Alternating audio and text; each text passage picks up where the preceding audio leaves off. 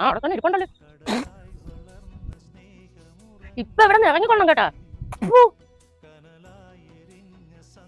എനിക്ക് ഇനി ക്ഷമിക്കാനൊന്നും പറ്റൂല. ഞാനേ കഷ്ടപ്പെട്ടുണ്ടാക്കിയ പൈസയാണ് തൊള്ളയും കൂടെ തിന്ന് കൊഴുത്തിങ്ങനെ ഇരിക്കണത്. അവരെന്തോന്ന് ബഹളം,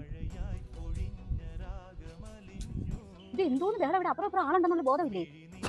നീ ആരുടെ ഇത് ചോദിക്കാൻ? ഞാൻ ആരും ഇല്ലേ, ഒന്നുമില്ലെങ്കിൽ ഒരു മരണം നടന്ന വീടല്ലേ, ഇതാ ബോധം വേണ്ടേ? മരണം ഇതൊന്നും അറിയാതെയാണ് ഈ വീട്ടിൽ കിടന്ന് ബഹളം ഉണ്ടാക്കിയത്. ഈ കൊച്ചിന്റെ അമ്മ ആക്സിഡന്റിൽ മരിച്ചിട്ട് ഒരാഴ്ച ആയുള്ളൂ. ഇത് ഇന്നാണ് ഹോസ്പിറ്റലിൽ നിന്ന് വന്നത്. അത് എവിടെ നിന്ന് എടുത്ത് തരാനാണ് നിങ്ങളെ പൈസ? അയ്യോ ഞാൻ അതൊന്നും അറിഞ്ഞില്ല കേട്ടാ. അയ്യോ അവളെ അമ്മ മുങ്ങി ഇടയ്ക്കാണെന്നാണ് ഞാൻ വിചാരിച്ചത്. നിങ്ങൾ അതിനെ ഇറക്കി വിട്ടാതെ എങ്ങോട്ട് പോകാനാണ്? നിങ്ങൾക്കും ഇല്ലേ മക്കള്?